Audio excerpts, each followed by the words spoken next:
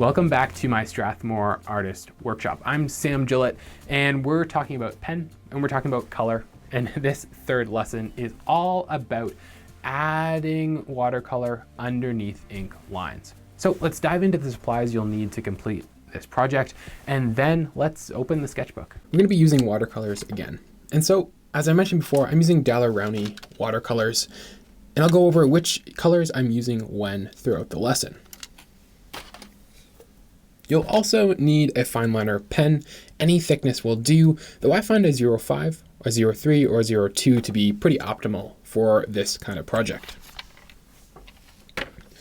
And lastly, you'll need a sketchbook. I'm using a Strathmore mixed media, acid-free, heavyweight, vellum surfaced sketchbook here, 9 by 12 inch. I find it's a perfect size because it allows me to kind of experiment and draw big and expansively, but it's also not too big to get overwhelming. And we are drawing or painting with watercolors, so you'll need a couple of watercolor specific things here.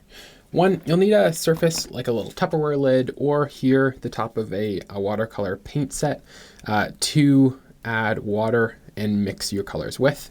You'll also need something like this fun little mason jar with some water to add water to your watercolors and kind of dilute the colors to the level we want them. For this project, I'm using a Velvetouch brush from Princeton. These ones are good for watercolor, acrylic, or oil painting, but a thick brush like this provides a lovely way to lay down a lot of paint on the page, and especially when we're doing this sort of watercolor in this project, we don't really need precision. So a lovely wide brush like this is perfect for what we need. So in the last project, we talked about framing. And framing is the idea of laying out things in your drawing or painting in order to draw the eye towards the focal point or the most important part of your painting. We're going to do the same thing here in this project. First, you're going to dab some water on your brush and mix it into your mixing palette. We then want to add some green. And so I'm going to go back to the greens we used in the last project, like a Hooker's Green Dark here. I'm going to get quite a lot of a paint, mix it in with the water so it's diluted but still pretty vibrant. If you want, you can add more water and more paint, and then we're going to take a much looser approach to watercolor in this project. You can experiment with putting paint down on the page, creating some blobs of green. We're going to have this central blob of green here, and then we kind of want to transition to the side of the brush to create some jagged points kind of arising out of the green here. So you can see we have that central blob, and then I turn my brush sideways in order to add some tall or jaggedy up and down segments. And you can see that with these kind of watercolors that have a nice amount of pigment in them, it's really easy to blend this all together. So again, I'm laying down that Hooker's Green Dark on the page, mixing some water and creating this splotchy shape with some up and down segments in it. I want to add a little bit of more water once you're satisfied with those up and down segments, and then that water that we add will help us fade out this shape towards the bottom of the page. Now, it doesn't really matter how far down it goes, but you can use the brush, the side of the brush, or press down hard on the brush in order to kind of fade out the pigments. Because what we want to do is add another shape on top of this one. So how we're going to do that is mix in some yellow. So I'm going to use a Cadmium Yellow hue, and we're going to mix in a little bit of this yellow watercolor with the green that we already have down on the page. And now you definitely do not need a lot of watercolor, or as much as I put down there, but basically, add some more water to your brush, take a little bit of that green, and then mix it in, or a little bit of that yellow, mix it in with the green that you already have. And you'll see as I'm mixing in tiny little bits of that yellow, it becomes a very vibrant green. And we're gonna do the same thing on top of the green we've just done. We want to add some splotchy shapes with the whole of the brush, and then using the side of a big brush like this to create those up and down tree elements on top. Now you'll see as I'm drawing this more yellow-green, or painting this more yellow-green on top of the base layer we've drawn, is that it almost appears like another kind of layer of trees. And that's exactly what we want to kind of move towards here. We've created multiple layers of trees on top of each other. The trees in the front, a little bit more vibrant, because colors tend to be a little bit more vibrant as they're closer to our eye. And as we go down the paper, we want to kind of smudge the green we have left over so it fades towards the bottom of the page. At this point in the project, you should have a back layer of green. It's a little bit darker, or a little bit more faded, and then a front layer of green that has a little bit of yellow in it that's a little bit more vibrant. Both of them should be kind of faded towards the bottom of the page.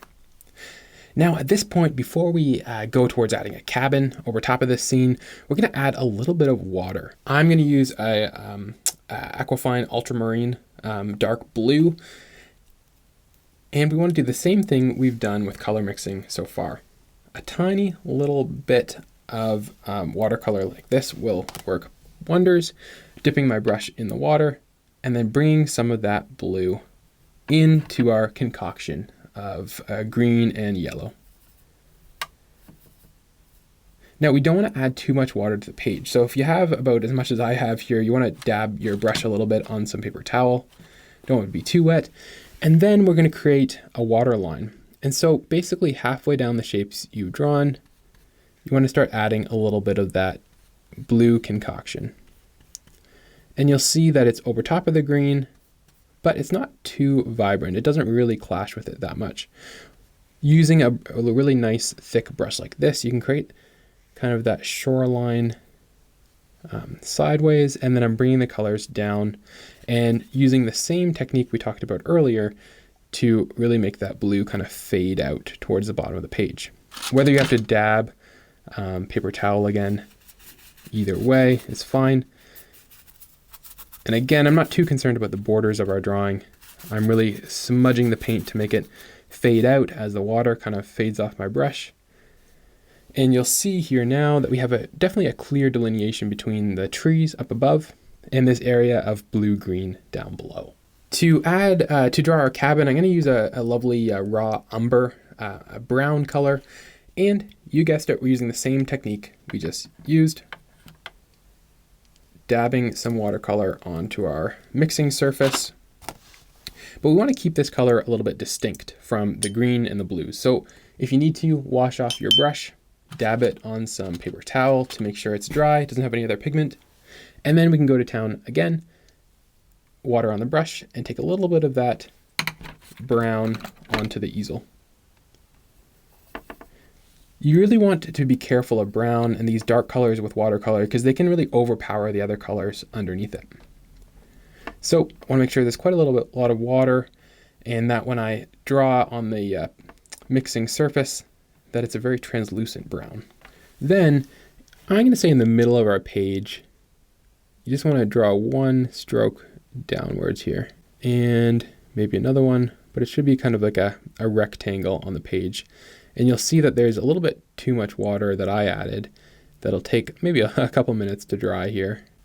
Now, I'm not going to paint on the roof because we'll add that with pen, but we want to make sure that this central cabin dries before we move towards using pen to draw this landscape. So we can start adding in some ink on top of the watercolor we've laid down. And we're going to start with the trees. Let's leave the back line of trees just watercolor for now. And let's focus on the second line of trees. You'll see here how I'm adding ink by using really light, jagged lines to follow the outline of the spiky watercolor shapes we've created. They should generally kind of go up in triangles, just like you see evergreen trees in the wild. However, remember, you don't want to make them too uniform, as in you want to leave room for little variances in how the trees look, and you can add in more trees even if they don't really follow the outline of your watercolor blob. I think just doing this one line of trees is really effective at making it look like the trees behind it have kind of faded into the distance or are much farther away from us. So for now, I'm going to leave the line of trees just like that. Now we can transition to adding some details in around the water line. I'm going to add a line here that generally follows the line of water that we added onto the page. Again, you don't want to add such a thick line, and it can be kind of intermittent. You can see here that the cabin itself is a little bit up from the line, and that's all right, because now we can add a little bit of a grass line here. And how I'm doing that is almost just adding dots and little jagged, tiny up and down lines that really make it look like this cabin is on the shore of a lake or something. Now let's go to the cabin. And so we're going to add some ink outlines on either side of the rectangle here. And then we're going to follow the top of the rectangle with one line and extend that line out on either side. Now, it doesn't matter if the top line of your rectangle might be a little bit wonky, because I kind of like when those shapes are a little bit uneven or not straight. It makes it look a little bit more, adds a little bit of character to the shape. However, now we're going to draw the roof. And how we're doing that is draw lines up from either side of this top line on a slight angle. We're going to connect them with one line in the middle. And then we can add some vertical lines, very thin. That'll kind of make it look like maybe there's a tin roof or some sort of tin texture here on that top of this cabin. You'll see here now we have this central cabin, and now we can add some details along the side. So, every cabin needs a little bit of a door. So we're going to draw a tall rectangle here, and perhaps a little window as well. We have this door, a little bit of a window, and maybe on the window, I'm just going to add a little crossbar here. And then why don't we add some horizontal lines here to make it look like there's some wood siding. Lines going across the cabin kind of gives some texture. Then we can shade in the roof a little bit. I'm going to add some diagonal shading lines with my Fineliner pen. Make it a little bit darker. And then we basically have our cute little cabin scene complete. However, there's a couple things we can add if you want to add some further details. One thing would be adding some darker green around the cabin. That can kind of do the same thing as drawing our eye towards that central cabin, or creating a more of a layered look to the trees. How we're going to do that is mixing some blue in with the green. So I have that same green, the Hooker's Green Dark, and then adding some darker blue in there as well. We want to make sure we don't have too much ink on the page or too much watercolor on the page. But then I'm adding some vertical lines here around the cabin. And I'm going to let this kind of fade outwards. So I'm kind of centralizing the focus onto the cabin and letting the watercolor get a little bit more light and bright and faded as it goes outwards. And then, the same token, we can take some of the brown that we used to paint the rectangle and do a very light faded brown here onto the water. You notice I'm using the side of that big brush in order to kind of make it look like it's the reflection of the cabin. It's all right if it fades through. That brown kind of turns into a murky green. I think that's a pretty effective way to showcase the reflection onto the water. Now that we have those additional details, we can switch back to our pen. And now that we have a little bit of a darker area around this cabin, we can add some further tree details to make it appear like these trees are a little bit more layered and closer in towards the cabin. So I'm continuing those tree shapes downwards. The tree shapes that I've drawn at the top of our section of trees, I'm just continuing those shapes downwards, making sure that the trees get a little bit wider towards their base. And I'm fading this out towards either side of the drawing. So focusing more on the trees right in the middle. And you can even add some shading with the pen if you like. So beside the cabin here, I'm using the side of the pen and drawing in kind of diagonal lines to add a little bit of shading to the trees behind the cabin to really emphasize the cabin itself. Just a little bit of shading, not too much, and just to a few of the trees. I'd challenge you to add some fun extra details to the cabin with pen too. You know, whether it's a little clothesline here with some clothes hanging off it, or a little dock that comes into the lake a little bit.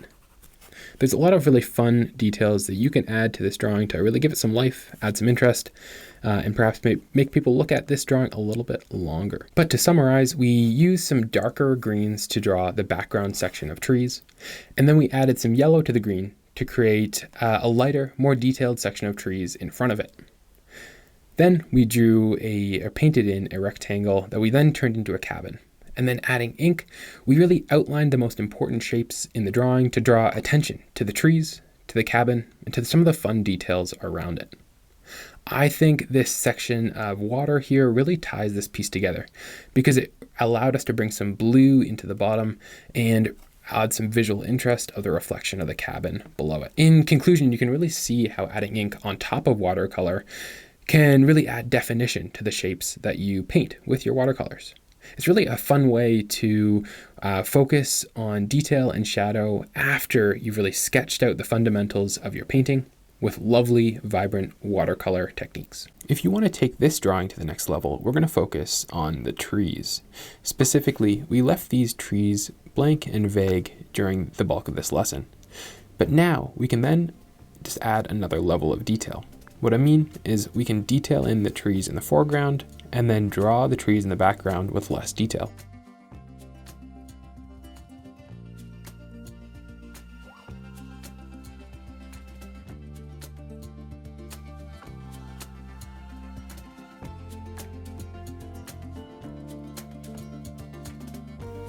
Remember to fade out the level of detail towards the side of your drawing to give us a more natural and effective border.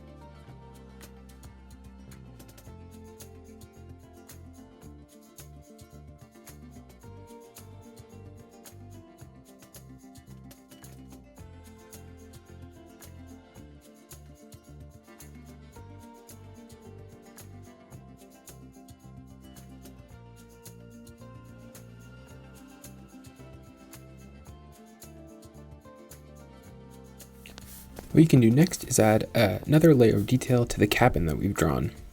This can include adding more realistic supporting structures on the side with cross beams on the side of the cabin, and also adding more thin and varied lines of logs.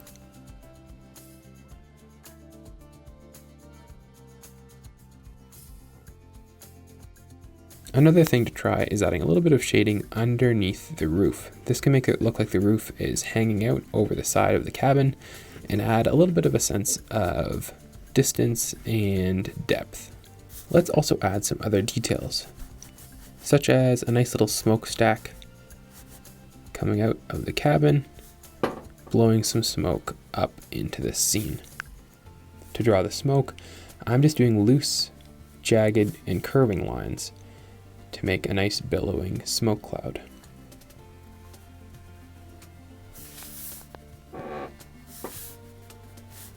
I can add a little touch of shading on the side of the smoke.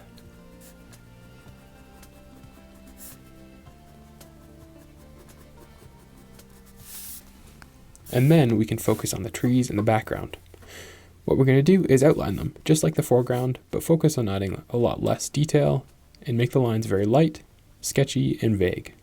I know we just drew a mountain in the last lesson, but I think to add more detail to the scene, mountains would be a great way to add a sense of scale and distance here. I love drawing mountains. They're really fun to draw, and you can really experiment with different shapes and layered shapes as well. I'm drawing a couple peaks here, and I'm leaving them pretty vague and undetailed, but I want to add a little bit of a snow melt and ridge up here.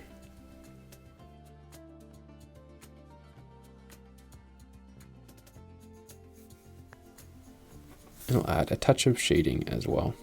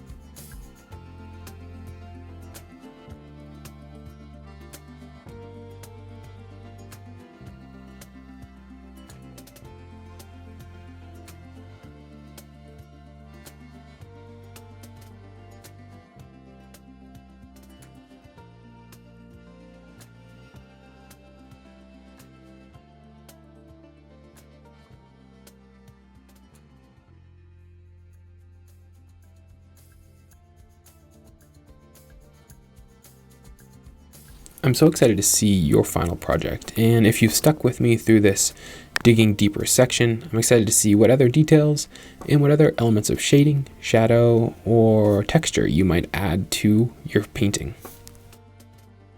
In the next and final lesson of this Strathmore Artist Workshop, you're going to be able to take the reins. I'll go over the drawing fundamentals of creating a mysterious and magical botanical garden. But you'll get to choose whether you use acrylic ink or watercolor to complete this project. Or if you want, you can just leave it black and white.